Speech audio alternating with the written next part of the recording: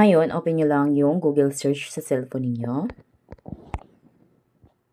Dito sa may search, i-click nyo lang yan. Dito, i-search nyo lang yung SSS forms. So, dito, makikita nyo na agad yung mga downloadable forms ni SSS. Click nyo lang yan.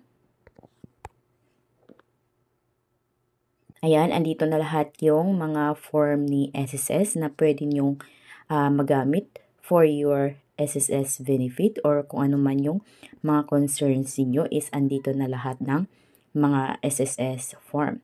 So, dito hanapin nyo lang yung Annual Confirmation of Pensioners form. So, dito meron kayong tatlong form na mapagpipilian.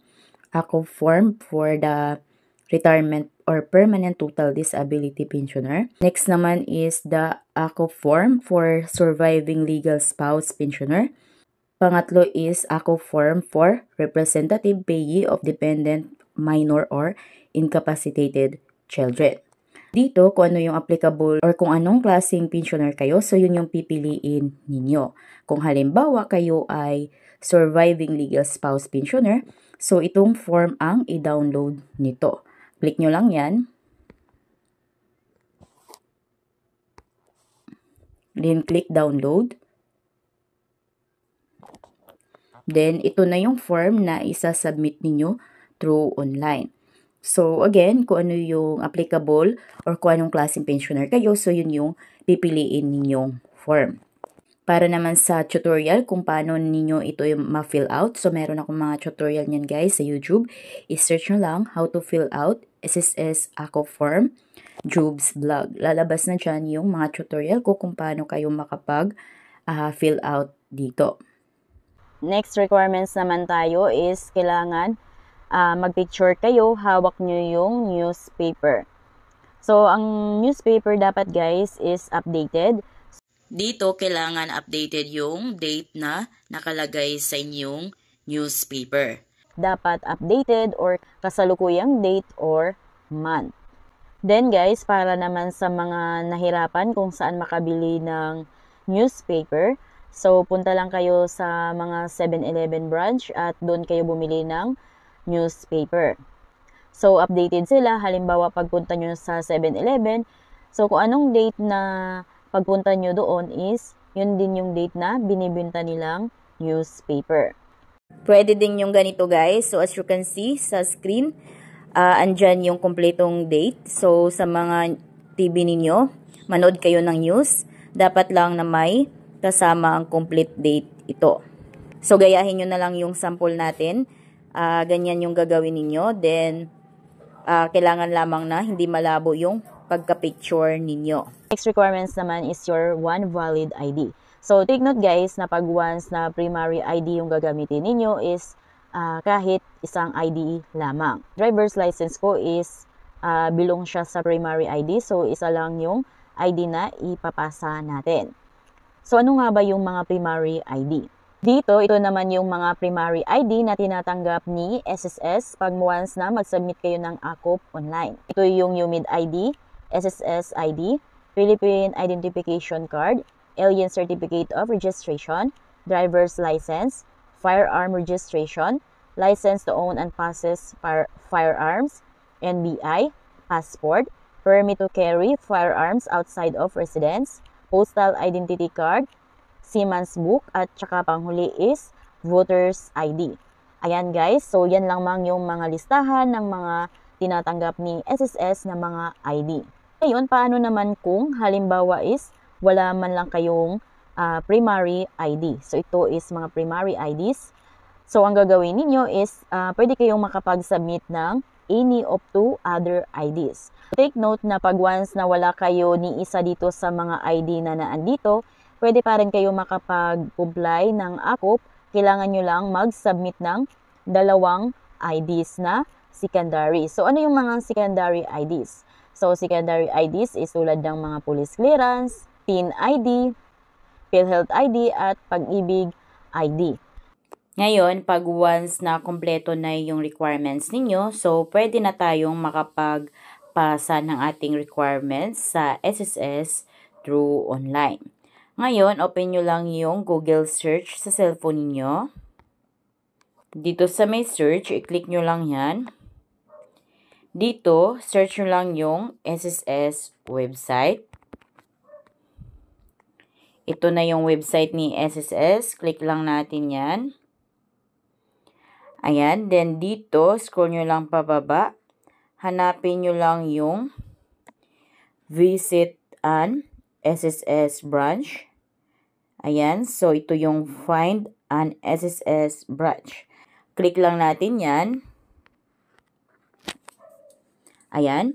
So, dito, kung halimbawa, saan kayo mas malapit na SSS or saan naka-address yung account nyo sa SSS, so doon kayo mag-send ng akop ninyo. So, dito sa region, select region tayo. Click natin yan.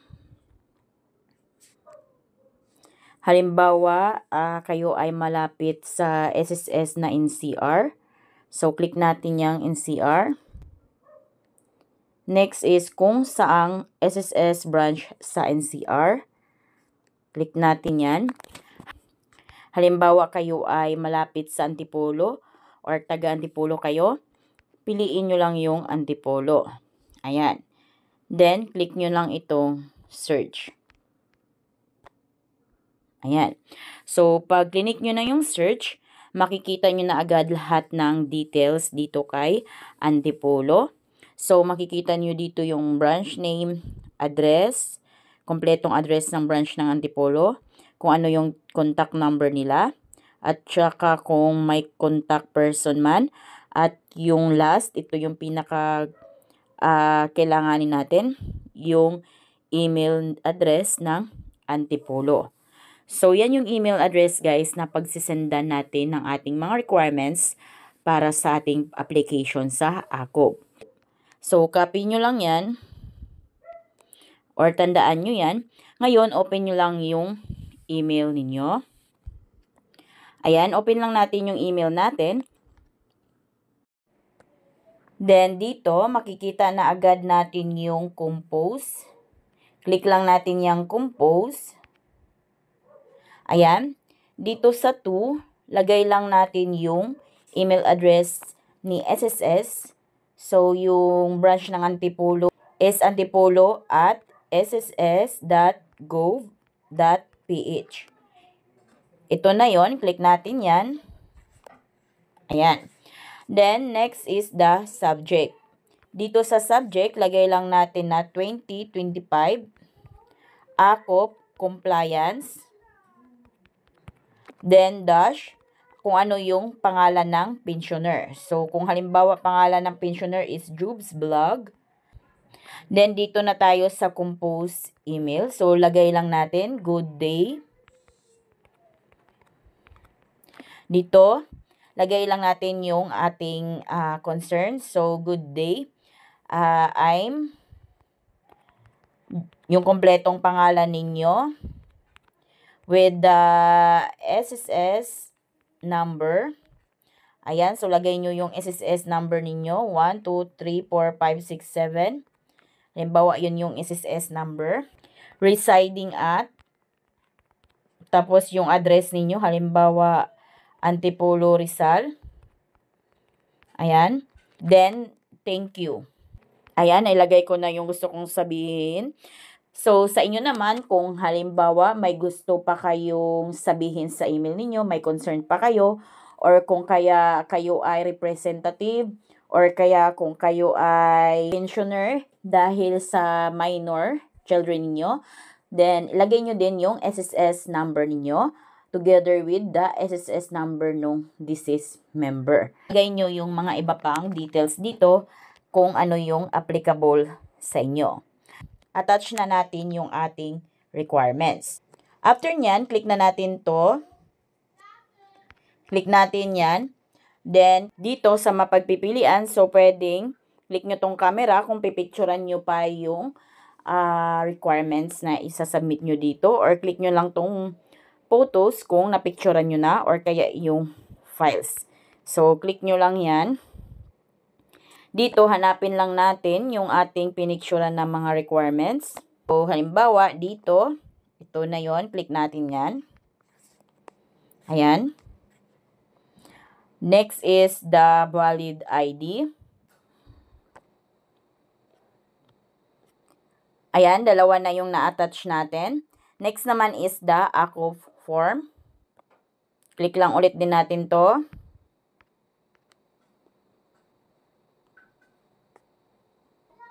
Ayan, ito lang yung tatlong requirements na applicable sa akin, guys. Ngayon, pag ipasa na natin, isi-send na natin, click lang natin to. Ayan, click nyo lang yan. Then, pag once na-click nyo yan, magsisend na yan kay SSS. Ngayon, pag na-send na, so maghintay kayo ng 2 to 3 days para mag-reply sila. Then, makatanggap kayo ng reply na galing kay SSS. Ayan, ganitong reply, annual confirmation of pensioner information. Recommendation nila is continue pension. Ayun nyo lang yung reply ni SSS for the confirmation of your ACOP compliance. So, ganun lang guys. So, kung kayo bago sa aking vlog, please consider to subscribe para updated kayo lagi sa mga videos ko. Thank you for watching.